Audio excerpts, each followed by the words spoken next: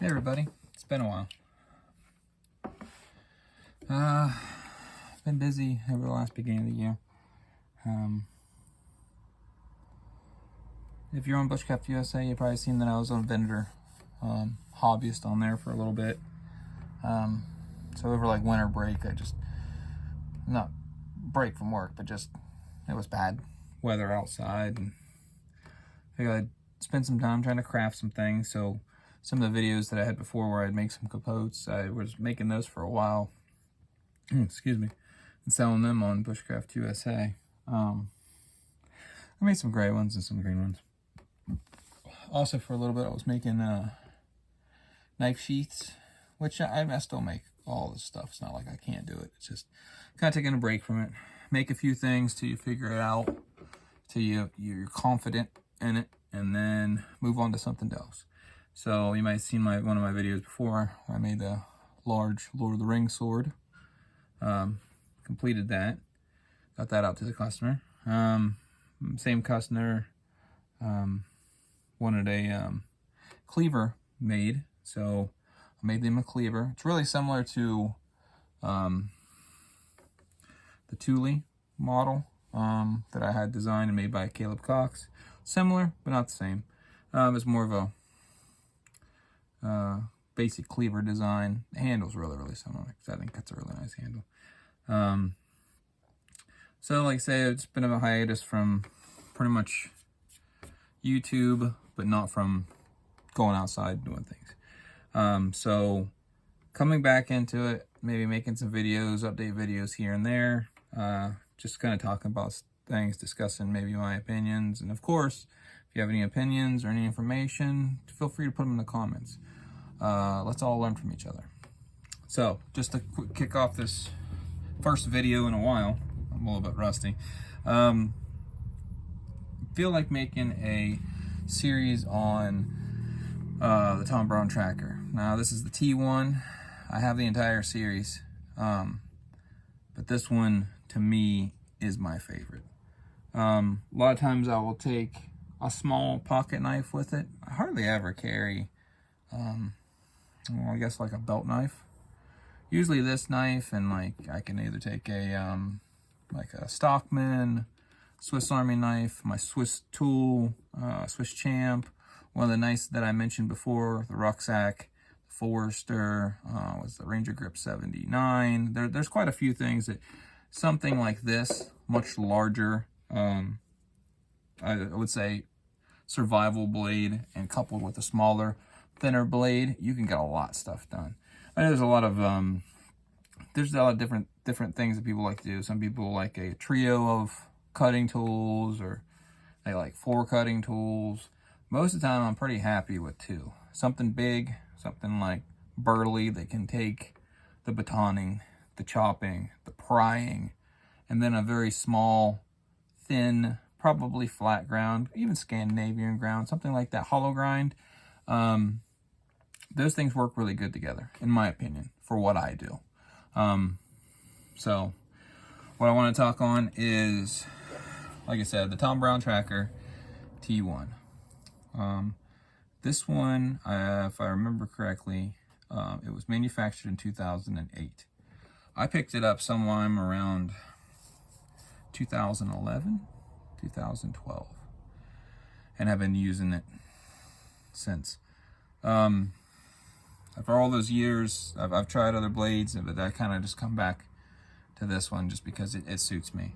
So I'll tell you the modifications that I did right off the bat. Took the paint off. One, because I use it for everything. I use it for food prep.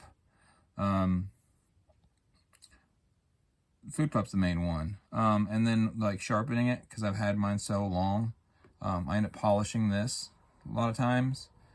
Just polishing it because it gets rust on it, so sometimes you gotta take a stone and get it. Like sandpaper doesn't really take it off very good, so I use a nice hard flat stone.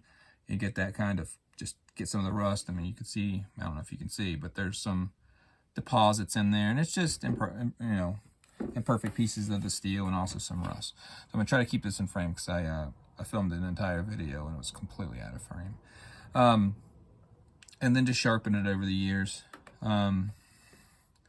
Another modification is the bow drill divot, which does work. I use the drill press to do it. You could probably use something else. I'm not sure what you could use, but yeah, it could probably use. It wasn't that hard to cut through. It does work. Works really, really good. And then I take the brass lanyard tube out of the back, because if I want to take these handles off, I want to take them off. Maybe I want to take these handles off and I'll lash it to a stick. Or I've got gunk underneath the handle, scales, blood, guts, whatever, and I need to take these off. It could just be, you know, it have to be guts, but I might be using for food prep. I might get something underneath it. I want to be able to take these off just so I can clean and do any kind of maintenance on the blade. So I said I've had this one probably over a decade, and I've used it for pretty much anything you could use a knife or not a knife for. I won't tell you I fell gigantic trees, because that wouldn't be true, but I've done my fair share of chopping with it, and for its size, it chops really good. I've skinned animals, did a bunch of food prep. It's made more fires than I can count.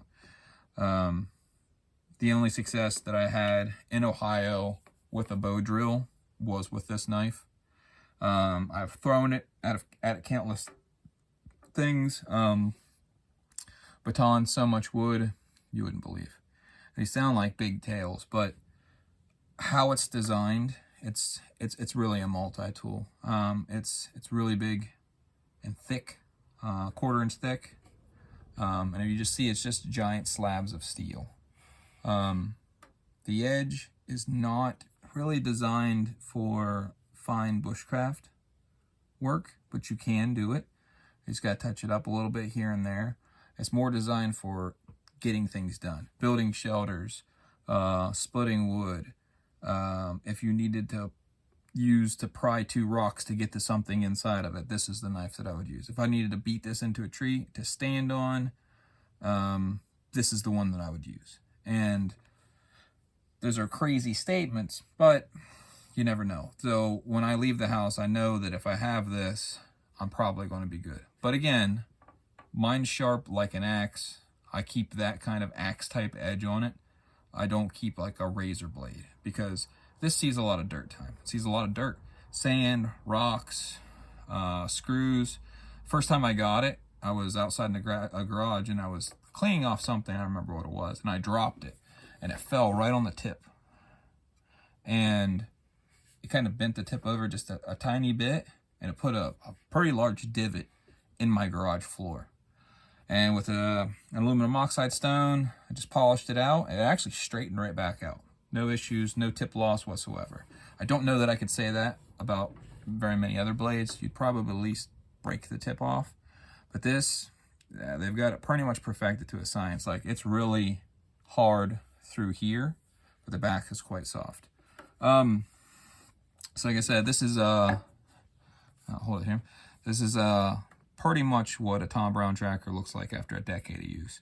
There's not a lot of damage to it. Like I say, I've used the back for sawing, notching. It does work. It's not set up like a saw, and everybody says, well, it's not like a saw, but if you took a 1 inch diameter piece of wood, this will probably go in close to a 1/4 inch. And you took that 1 inch piece of dowel wood, whatever it is, and you cut a notch. Then you turn it on its angle, one of the sharp angles, cut another notch. By the time you get done, you've probably reduced it to half the diameter it was before, and you can break it by hand. So it is a saw, but it's not.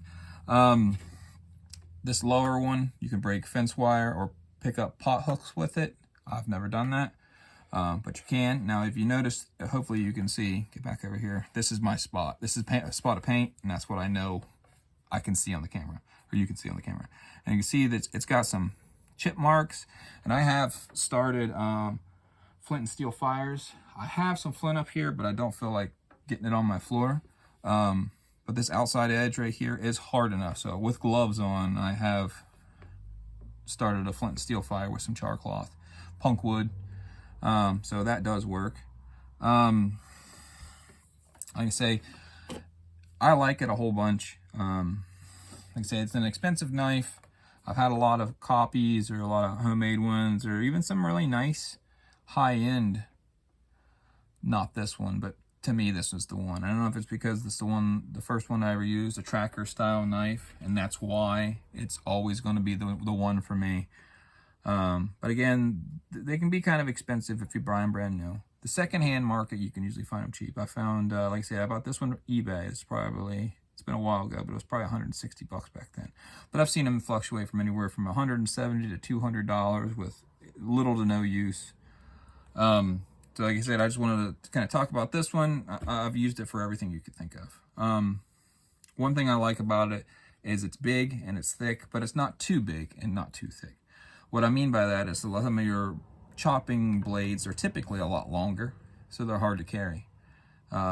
This is just, I think it's just over 12 inches. So the handle, for me, fits very comfortably. It's balanced extremely well for the size that it is and as thick as it is. I'm right-handed, so this is a little bit weird. But it balances really, really nice. So if you're in this top grip, it's got a pretty good balance. You don't really feel the weight of the blade. On your side or on the small of your back, you can kind of notice it, but it's not too bad. That's about all I really want to say about this one. I might put in some pictures at the very end of the video because I had bought a new one. Was it 2021 or 2022? I can't remember. I had bought a newer one and just compared it to see how much damage has been done to it, because I don't know, I just sharpened it, so I don't know what it looked like before, to see how much steel has been removed over the last decade. And I'll put those pictures in the end. I'll go ahead and tell you the teaser, not very much, but I'll go ahead and put those pictures at the very end of this video. And I'm gonna, like say, start another video, talk about the sheaths.